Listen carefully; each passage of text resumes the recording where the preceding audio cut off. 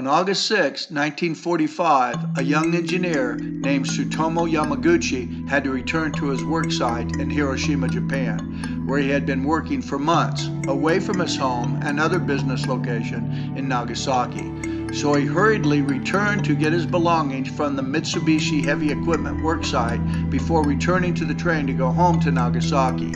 If he hadn't returned to work, he wouldn't have lived to tell this story. But this wouldn't be the first or last close call with death for Tsutomo Yamaguchi.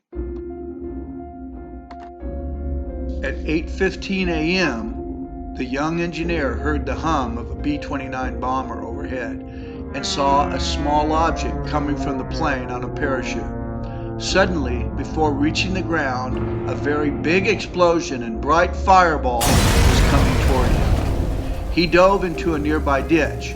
He was less than 2 miles from the center of the blast. Everything within 1 mile was completely destroyed, and 80,000 people died instantly. A huge fireball melted everything within that 1 mile radius. What about the threat of nuclear war?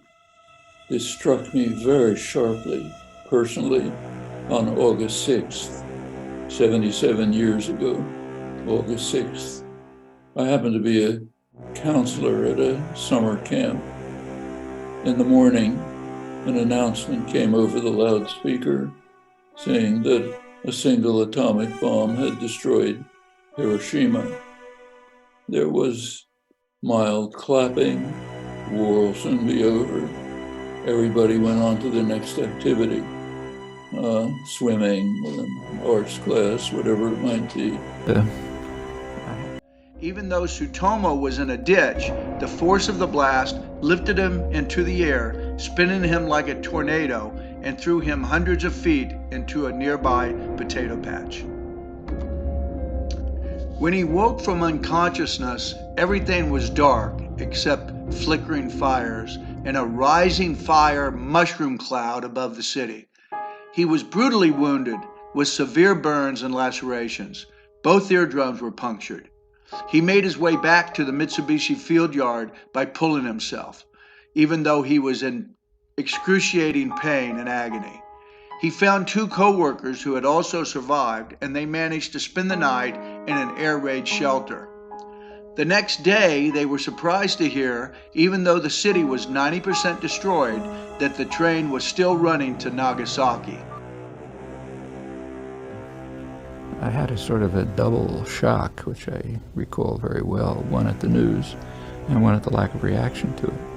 So we heard the news, it was pretty clear what had happened.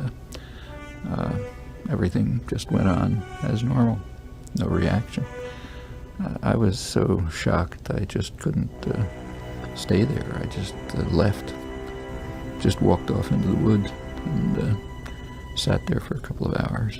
So they started their grueling journey over the surreal landscape of flattened buildings, scarred and charred tree stumps, and dead bodies everywhere. Some still melting, others crying out in agony.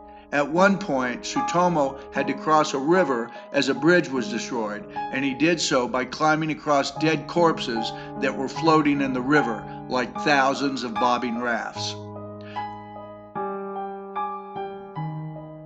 I have walked and crawled through the bottom of hell.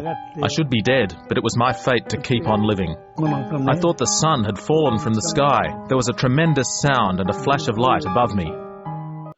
Any serious discussion of the future of humanity must begin by recognizing a critical fact that the human species is now facing a question that has never before arisen in human history, a question that has to be answered quickly.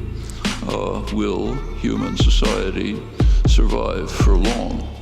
Well, as you all know, for 70 years we've been living under the shadow of nuclear war. Those who've looked at the record can only be amazed that we've survived this far. Time after time, it's come extremely close to terminal disaster, even minutes away. It's kind of a miracle that we've survived. Miracles don't go on forever. The next day, when he reported to Mitsubishi office in Nagasaki, no one could recognize him as he was so badly disfigured and bandaged from head to toe. The field supervisor wanted a full report what had happened at Hiroshima. Tsutomo was reporting some kind of new bomb had landed, and only one bomb had blown up the entire city. The supervisor was incredulous and was reprimanding Tsutomo, who was an engineer, saying, "You're an engineer, you know this is impossible." And at that fateful moment, the second bomb hit Nagasaki. Again, the explosion was about 2 miles from the Mitsubishi workplace.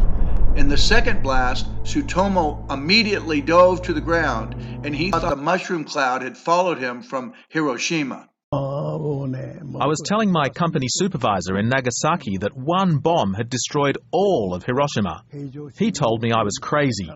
Just as he said that, the bomb fell on Nagasaki.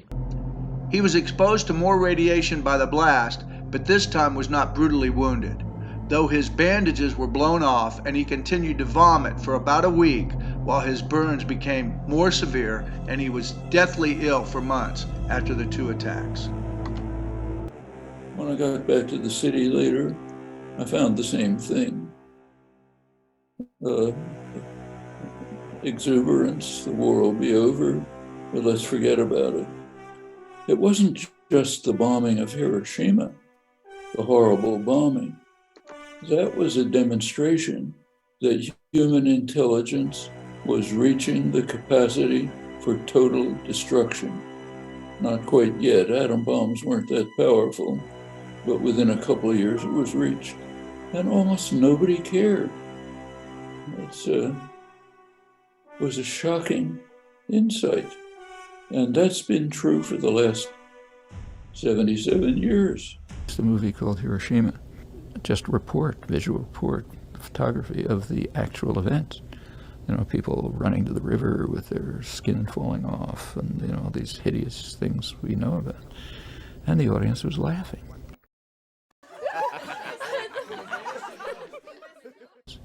Japanese, on the other hand, were treated as vermin who had to be crushed and destroyed. If you look back at wartime propaganda, and I remember it from seeing it the first time, it was the most racist, grotesque propaganda I'd ever seen. So when we finally smashed these bugs and wiped them out, why not have a grand finale just to show them who's boss?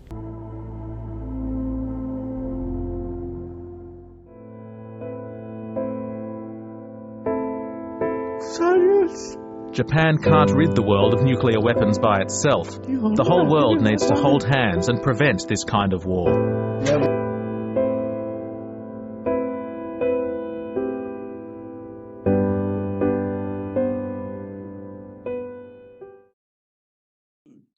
The very serious threat of nuclear war, which is growing. Right in the Ukraine, there's easy to see an escalatory ladder. Scientists, strategists concerned about this can't believe it. This has to be terminated and quickly. The recent nuclear posture review of the Trump administration dramatically increases the threat of conflagration, which would in fact be terminal for the species. Tensions are mounting on the Russian border. Both sides are carrying out provocative actions. We should, in a rational world, what would happen would be negotiations between the two sides with independent experts to evaluate the charges that each is making against the other to lead to a resolution of these charges, restore the treaty. That's a rational world, but it's unfortunately not the world we're living in. No efforts at all have been made in this direction, and they won't be unless there is significant pressure. Figure in charge who has modestly described himself as the greatest president in American history, he gave it the usual. tremendous change achieved by the commitment of a small group of young people. That tells you the kind of thing that can be done. Mentioned the two major familiar threats, the threat of nuclear war, which is increasing, threat of global warming, which is increasing further, and it added a third for the first time, the undermining of democracy. That's the third threat, along with global warming and nuclear war.